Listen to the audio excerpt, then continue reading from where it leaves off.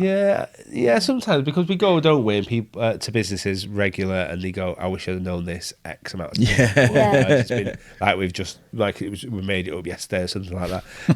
But it's just like you can sit there and think, how do you actually do that? How do you actually? What's that communication line? It's like it is a challenge. But if you go back 18 months, it's totally to where we are now, though. It's a different, it's a different sort of, a different world. So it can be achieved. Yeah. And I think the numbers we've got have showed we can, and where we'll be in another year. I think. Yeah. We need some bigger rooms. We need to build a venue. We need to build an arena, stadium. Yeah, we do that every year. We have a kick-off meeting at the start of each year, and we do a look back on the last year. And when you actually write it down and go, wow, we've done quite a lot of stuff. Yeah. And I think what's been really nice about having that more place-based approach is that the teams that are out there, so like Claire and our other Claire, they understand what the local authority does have to offer as well, because that can be a challenge in that, local authorities don't have a lot of funding, but they have some great sort of services that they can offer, like the employment side of things. So it's making sure we always put that consistent message across that we work very closely together, and what we do, they might have something, or can we bring in someone who can help? So I think that's been really key, hasn't it? That making sure that we consistently give the same message, that this is what we do and we're there to help. I think there's sometimes a general opinion of mine is that sometimes that people think just councils in general are not very helpful sometimes, and it's about business rates and tax and all these other things, which I understand in a way. So maybe as well. Then they think as a business, there's no point in looking on their website, there's no point in looking on their social media and stuff like that. And just so you all know, it's definitely worth looking on Tameside. There's plenty of them. And that's something where we are really sort of. I think we have changed. Obviously, it's a longer journey than that.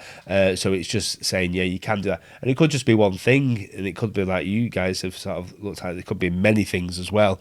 But like I say, yes, we help our residents in all different forms move into employment. So if a business is looking to employ someone, I would say drop me a line.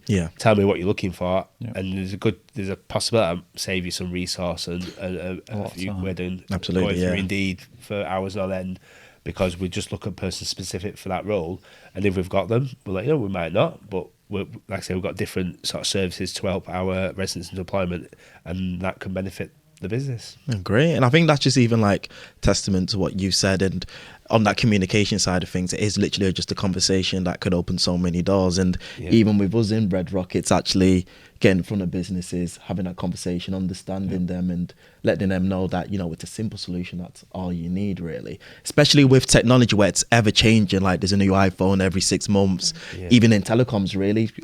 Jason sent me a picture of a point-to-point wireless connection from back in the day, and it was all big and clunky, and now we've got these slim, sleek ones. And again, when we spoke to like Jade and other businesses, it's most time it's that lack of education or miseducation sometimes as well of how easy it is and what can be done. Do you feel like from the businesses certainly you've spoken to with Red Rock or that you've spoken to in Tameside, that there is a lack of education on technology and telecoms, really, on how they can use online to get in contact with users, or how their phone systems or how the internet really works? I think there's a mix. Yeah, definitely. I think you've got we have a lot of traditional businesses that, what we mentioned before, are still providing a product that is vital in the aerospace industry, and they make that all day long to the highest spec, and then the latest technology, maybe some like even communications or online or social media. I don't know how bothered they are about that. But then you've got some who are the opposite. The latest thing is sort of like the most important. So I think we're a real mixed bag when it comes to that. I think we are. I think, and then I might go in line with more when you just about manufacturing and innovation, about them businesses then, going to the next level with their machinery and their production line as well. They don't. Like I say, I feel like we have a mixed bag of them. Some who are looking to do that, and some I've had this since 1932. It just works. It does the job. I think the innovation side is a really interesting part, because a lot of businesses in Tameside, especially, they are innovating. They don't really realise they're doing it. And there's actually a lot of support for innovation out there in terms of our connections to universities, the things that we can link you into, innovation grants. there's a lot out there, and when you say to them, oh, well, what do you do about this, and they go, oh, well, we've come up with this new idea, and we just do it like this, and you go, oh, well, actually, that's innovation. Like, could we develop that further with you? And then you open another conversation. And I think technology, certainly going down that digital route, is something that we probably need to do a little bit more conversation around with business now. That's something we are planning, isn't it? An innovation event activity, just for that reason, really, helping them on that journey. Absolutely. Yeah, I think from my perspective, we have two big issues in Red Rock. Some people just don't care. They just want a phone that works and couldn't care less. And then you get the other people who really want to know the nuts and bolts and the technical side. And it's trying to find a message that gets through to those people. Because ultimately, a phone, I have this discussion with Sarah, a phone is a phone. So we can provide you a phone system, but another company can do something similar. It's the differences within Red Rock that what happens when it stops working, the customer service, the training, the development, that's where we can make a difference. And that's where I think people are more interested than the technology itself. Yeah. Because I've got a phone on my desk, it rings, I answer it. I can get that from a lot of different places. It's the other stuff that goes along with it, which is where we want to differentiate ourselves. I think sometimes you don't realise how important that is until something happens. Yeah. And that's when you realise the difference in a customer service makes when you've got a challenge to overcome. Yeah, Definitely. You can pay £5 extra with us. You might go, I can save £5, but when it stops working, you've got to wait a week. It's when things go wrong, and then you really my car broke down recently, and I've got cover within my insurance. I don't know what's the name of the company, but I'll leave it. And their thing is, so I was stressed at this point because I've got 2 kids and I wanted to get on with my life. And you had to talk, you had to do the voice automated thing, and it was just didn't understand what I was saying. And then when I did get through all that, so when I had a problem to deal with it, it just didn't work. And then in the end, they were going to come in 4 hours, so it was a waste of time anyway. So I rang someone up and said, "Can you just come pick me up?" I was like, "Yeah." So it's that. I think it's that. And you want your phone. My phone just works now. It's all alright. If I get onto my provider because it's broken, then that's when you really want to. I reckon we're a good majority of it works. It's fine, and then when it breaks, are you going to fix it today? Yeah. Basically, yeah. And if you can provide that service, then that works. Absolutely. I think that's the battle with marketing as well, to where it's getting the right piece of information to people, but making sure it's in a way that it's digestible, it's interactive, and they just get it. Yeah. I think even with you, like getting in front of businesses, letting them know that, yes, we do a whole load of stuff that will help you, but this is what it will intrigue you and get you bought in. I think it's just that battle, really. Yeah. And one way that me and Jason have kind of thought of, how can we get this lack of education in Tameside reduced to where they know, even if it's 1% more about telecoms and how technology is developing, helps them, is actually going in, doing drop-in sessions where we just speak to people, whether it's residents, customers, people that own the businesses, and getting that information through to them. But because a gap, and I know leading on to my next question, you do fabulous work with young people as well, and I know helping the next generation is one of your passions, really, that you focus on from both your organizations, is going to some more schools, universities, and letting them know just about telecoms and even just the career they can have within it. So why is speaking and getting in front of young entrepreneurs or young people so important for Tameside Meets Business and the Growth Hub? I think, well, if you get in front of a young person, they've got and you speak about your business and about that sector, it gives them they're more likely to move into employment just generally if they get an insight into how a business works and what the opportunities are. Then and they don't know as well. They don't always know what they want to do and what jobs are available. So telling someone on your next street from Red Rock, for example, about what you do, a young person who doesn't know about communications or that work, that could be their call, and that could be their son. So how spreading the message is, across the schools and the colleges is really important. And also for us in Tameside to know that we've got them businesses we've discussed that are on their doorstep, and you don't necessarily have to go Salford or anywhere else. You don't have to. You've got them there, so it's giving that knowledge. And I think the colleges, especially in the schools, are really do want to engage with businesses. They like stuff like the workplace safaris, where the young people come to yourselves and learn about, do a bit on the job and things like that.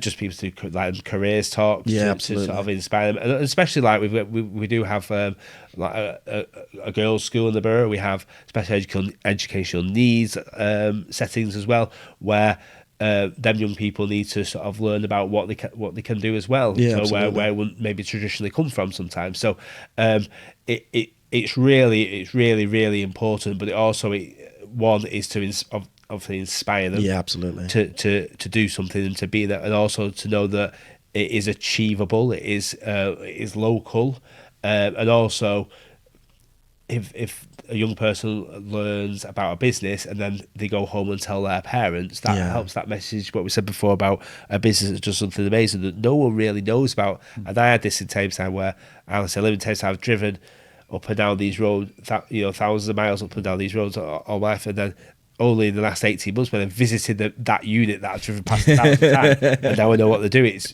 very strange. So it helps put that message out as well. I think it's vital, really, that businesses engage with young people. Brilliant. What about yourself, Kelly? I think businesses need to realise exactly what a young person can bring actually into the workplace as well. I think, people place this emphasis on you've got all this experience and bringing these people with all this knowledge, but actually bringing a young person in can give you a different perspective on your business. Ideas. Yeah, fresh ideas, bring a bit of energy into the business sometimes, and also give an opportunity. And I think for businesses, they need to realise as well, when you bring somebody in that's younger, that they're a work in progress. So you can start them on that journey with you and shape them into your business's values and what your business needs. So I think it's really important that businesses see those opportunities for young people and not sort of turn their back on those apprenticeship opportunities that are out there and bringing that in. So, and as well, when we've done events and young people have spoken, I think they've had a really powerful message actually. So we did the women's event where we had 3 young women talking about their journey into sort of traditionally male-dominated careers like construction. It was really interesting to hear what their experience has been going through that. So I think they give a good message, and the net zero. Well, they make businesses think of the youth council. The youth council. That's the biggest one for me, because if a young person tells me, like I went to the Green Summit in Manchester as well, in Salford, and I went to and we had our net zero festival. The biggest thing for me, when a young person is there, stood up passionate in front of all of them, I wouldn't have done that when I was a lad. I'm passionate about football, but to just do that. And then the other thing is, there's people in that room, we don't know, the adults, the people in different organisations and whatever, are maybe there for a certain agenda in a way, maybe to look good, whatever, I don't know. But that young person hasn't got any of that. They've not got a certain side to be on or anything like that. They're there because actually that's what they genuinely are passionate and believe. So that's when, that's why, my idea, but when to get young people to come to and speak, I thought that was what got me at the Green Summit. So I thought that's what I'm going to do, because it's just key. And sometimes as well, should put as adults who can actually make a change, to shame us a little bit if we're not doing enough, especially around the net zero stuff and around other things. So that's really important. Great. So even for Red Rock, why is giving young people opportunities and speaking to youth so important for us, through your perspective? We just want to give. I think when we hired our first young, I say young now because I'm 44, so I could be patronising now. Last year we hired Kian on support desk with Alex, and he was, I think, about 21 when he started, and he's been fantastic because he just injects a different persona into the business instead of just having the usual, hiring 30, 40 plus something. But yeah, we just want to bring in more and more young people. So Kian's really progressed massively. So as he steps up, we want to bring in someone to replace him as he goes up, and just rather than hiring older people, just keep replace as they move up through Red Rock, bring in younger people. Because I know you emailed me yesterday, Dean, about this, about apprenticeships. And one of the things we want to do, because I'm getting pressure from Sarah, etc., is the women in tech, because Yeah. it is underrepresented. And so she would love one. We've got 2 hires later in the year, both in the tech areas for Alex. One of them to be a young woman coming in. That'd be amazing on the help desk. Yeah. Because I think you just get a different, I don't know, atmosphere within the office. It's just a completely different setup. And I think when people ring in and they're speaking to a young woman on the help desk, it's just a different, it's just some way of doing business. Because I know other businesses where they've specifically hired female engineers or female tech support, and it just adds a whole new dynamic. And it's just something we really want to do moving forward. It's just we've not been in the position to be able to do it because we've only been small. But as we take on more and more people, it's something we're going to proactively go after. Great, yeah. It's that future, isn't it, really? And it's like you, Kelly said, it's just that new burst of energy, new perspective, new way of seeing the world and helping to add a change. Getting that into your business could really like just make that light shine brighter, which is great. I did want to touch on certainly one thing that we all have in common is enjoying network events. We actually met Kelly at the network event in Wellow. Never enjoyed it. Okay, it might just be me. It might just be me then. Well, yeah, I know that all of us here do a lot of work in networking, and it certainly helps grow our business and what the message we spread. Why is networking so important for both of your organisations? Do you want to go first? No, you this time. You sure? Yeah, like. Well, I've said I've not really enjoyed any of my networking because I have to make sure it runs okay, so I'm usually on the edge. But it's really shown how I think it's really highlighted how important it is, though, because we changed what we did before. 18 months ago, we had no networking going. We had like maybe one which was just focused on larger businesses. It wasn't really doing anything. So to open it out to any business in the borough and get everyone included has really helped with all what we discussed about the supply chain in the borough and things like that. The peer-to-peer stuff, you see relationships growing between businesses to help that.